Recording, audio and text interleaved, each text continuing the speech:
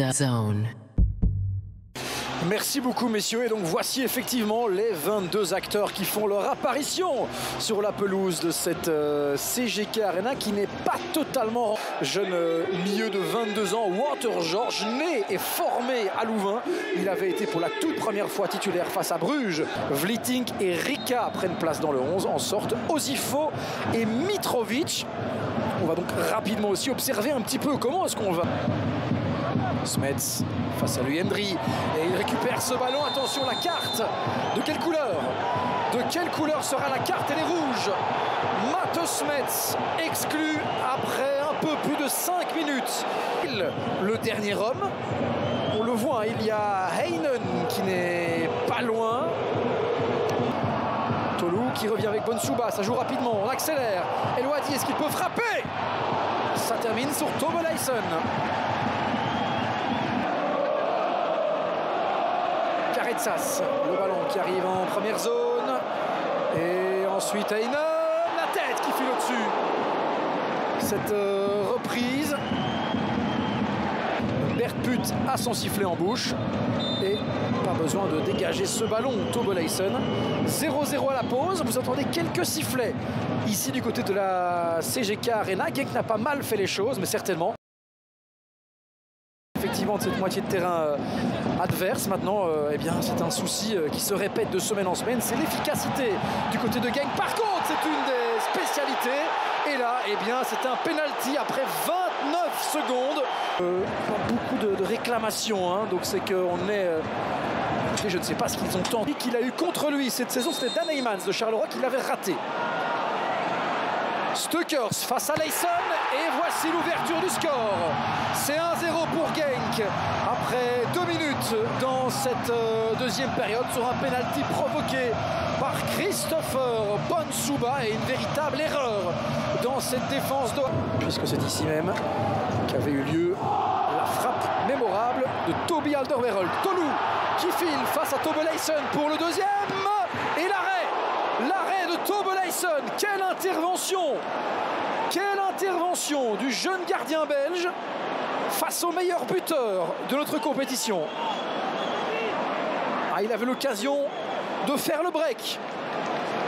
Et ça, parfois, quand vous êtes attaquant, que vous n'avez pas beaucoup de ballons, c'est difficile, hein, de se mettre en marche. Pas mal de contrôle manqué aussi depuis le début de cette partie. C'est pas un match évident. Ça a peut-être joué. Attention, ici la tête sur la barre. Et bien quelques instants plus tard, Tolu avec cette balle sur la barre. De immenses occasions. Et Heinen, à nouveau, Tobelaisen. Quelle frappe de Brian Heinen.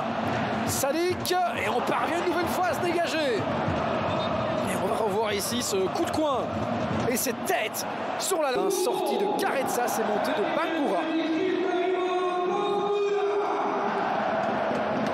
Bangura, un des joueurs qui a le plus impressionné Thorsten Fink dans ce début de saison. C'est ce qu'il évoquait dans cette longue interview à retrouver sur l'application DAZN.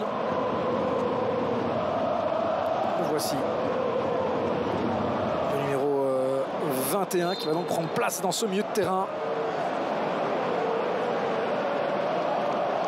Adedei Sternberg dans le couloir gauche. Et oh, que voici! Pris place dans l'axe. On sait que oh, il a souvent cette particularité, hein, de venir eh bien, repérer le terrain avant l'échauffement à pieds nus. Il vient souvent réaliser quelques jongles, etc. C'est vraiment chaque joueur a un petit peu ses trucs, et ça c'est le sien. Aujourd'hui, j'ai pas pu voir s'il l'a fait, mais avec une température de -1, on imagine que s'il l'a fait, ce n'était pas trop longtemps. Banzuzi qui récupère avec Balikwisha. Il est passé, William Balikwisha. Il lève la tête, le centre, il est intéressant. Maziz pour la balle, Dion partout. Ikwemezi ensuite. Et à nouveau, ça ne veut pas rentrer. Mitrovic pour Vliting. Le ballon est un petit peu compliqué, mais reste dans les rangs louvanistes. Et là, Schrevers, il a de l'espace. Schrevers, est-ce qu'il peut frapper? Il centre, la tête et l'arrêt. La parade de Mike Penders. La réaction, il la voyait au fond, tout simplement. Cette tête d'Ezequiel Banzuzi. Et l'intervention. Peut-être la transition avec Adedei Sternberg qui peut céder cette balle à haut. Haut pour aller faire le break face à Layson. Layson qui est passé, mais qui ensuite vient faucher l'attaquant coréen. Et donc deuxième penalty pour les Limbourgeois. Adedei Sternberg qui cède cela à haut. Et puis ensuite, il passe. Genk qui peut peut-être se mettre à l'abri. Ah, c'est un moment important dans cette rencontre. Oh, face à Layson, c'est 2-0. Deuxième penalty pour les Limbourgeois. Deuxième but dans cette rencontre pour le leader. C'est 2-0. Et là, le week-end prochain, ce sera particulièrement intéressant ensuite, tandis que OHL ira du côté de l'Union Saint-Gilloise. Voilà, c'est terminé. Eh bien, 10e victoire de rang à domicile pour le KRC Genk qui écrit donc un petit peu plus son histoire.